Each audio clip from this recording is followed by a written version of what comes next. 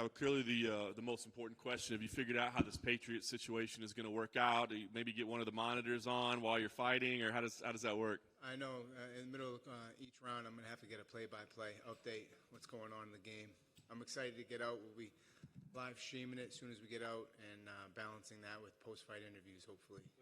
The way it works, will you watch the start of the game while you get ready, or do you have to pull yourself completely away? Nah, I'm not jumping in until I can get glued to it for the rest of the game. So even if it's just the second half, but I'm excited about it, man. Ariel's got a lot of heat coming his way with the Patriots. I know he's a big Bills guy, and that's unfortunate this week. A lot was made, obviously, of this year away for you, right? I mean, from your point of view, valuable, would have done it differently. How do you take this last year?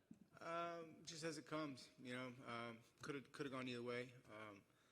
In our head, we were kind of sitting back for probably 6 months. That's what the doctors were saying on the suspension, and we're not trying to rush back in, man. And then the second half of that year layoff was just timing. We were trying to work our way back in, but the timing wasn't right. It wasn't working out, and here we are with a matchup January 15th, almost a year to the date. Is it a fight that you go back and watch it all? I mean, do you watch it once and then say you don't want to see it again, or is it one that you looked at a lot? I mean, what did you think of that fight? Just look at it as much as I want to. It's really, it didn't work out my way, but like I said, man, I finished that fight the way I started, on my own 2 feet. Props to Max. He fought a hell of a fight, and I definitely walked away from that fight with, an understanding of kind of what he was doing and things I'll take in with me for not only this next fight, but future fights, and I look forward to a round 6 with the uncrowned champ.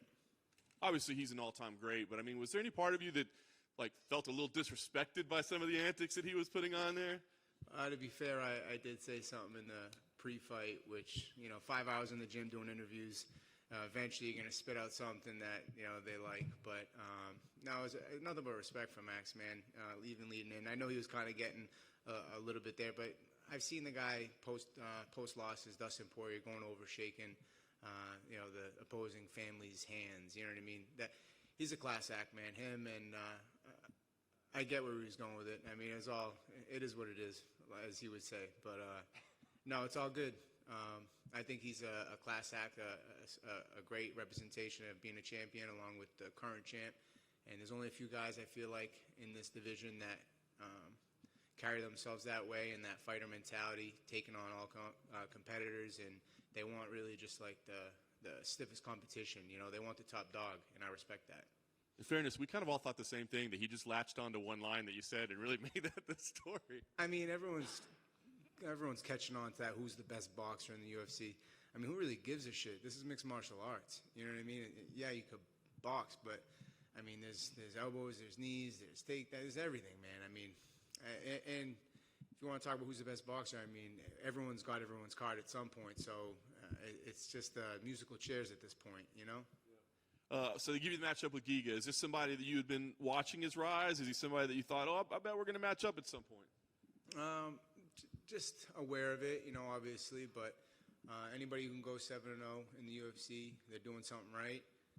He's found a way to win, but I just feel like I'm a different caliber opponent than he's faced, and I feel like I got the tools to beat him. Is it boxing versus kickboxing? It's everything. Like I said, it's mixed martial arts, man. So however I got to get it done, I'm down. In the last fight, I probably could have showed a little bit more diversity, especially when things weren't panning out too well on the feet. But, sometimes just that dog in you comes out and you just get in that exchange. So who knows what the fuck's going to happen, honestly. I dig it. This title scenario that was all playing out this week, did this impact you at all? I mean, you think, are they gonna pull Giga? Are they gonna change things? I mean, did it mess with your preparation or focus at all? No, not one bit, man. I can't really control that, so I try not to put too much energy into it. Only thing I can control is me and my opponent, and Saturday night, it's coming soon, so for him to be focused on anybody else would be a big mistake.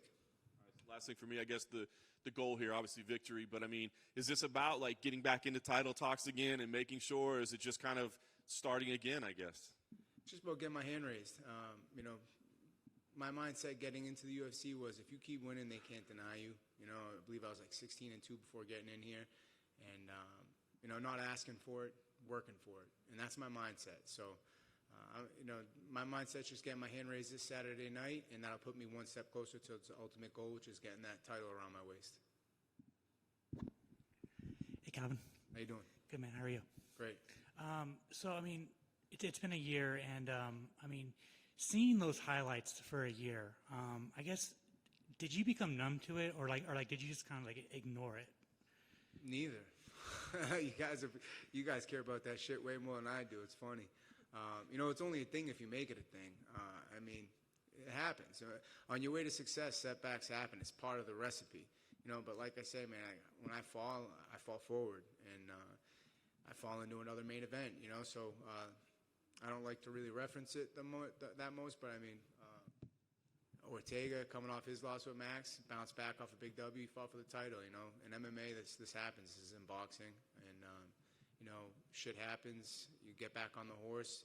Only way to get over something like this is to go out and get your hand raised, get a W. It's like getting over a girl. Find another. Go get your hand raised, man. It's the only way you get over it. Go out and get another rep. And I've heard that you have a very bitchin' sports memorabilia collection. Do I? I don't know. What do I got? I don't even really know. Maybe just a bunch of my old shit that I bagged up some of my old gloves, man, thinking I'm going to put them in a trophy box or something like that at some point, put them on the wall. Fucking all moldy. I was like, shit, I shouldn't have tied it so tight. I should have left some air to get in that thing. I got to fucking throw them out. That's my memorabilia. And then finally, I just wanted your thoughts on the Volkanovski versus Ortega fight. What were your thoughts on the fight and the performance between both of them? Champ, got a strong W. Ortega was in the fight in such that round that he threw up the submissions. It was a great matchup, a great showing for the featherweight division. And, I'm excited to hopefully share the octagon with both one day. Awesome. Thank you. Yeah. Just on a conversation of memorabilia, I once had a boxing glove signed by Foreman, Ali, Tyson, Holyfield, Lennox Lewis, 5 other champions, left it in the sunlight, and all the ink faded off it. Oh, my God. Yeah, that's what I mean. So do you ever look back at that glove, or do you just not look at it ever again or ever think about it? I have it. It's like with the certificate right? saying it's been signed with no ink on it. Do you ever think about it again, or do you just... do you just mess with yourself? Sometimes I like to eBay how much an individual signed glove goes for and think about what I could have had. Making me sick for you. This media day is over. I love it. Good? Yeah, thank you all.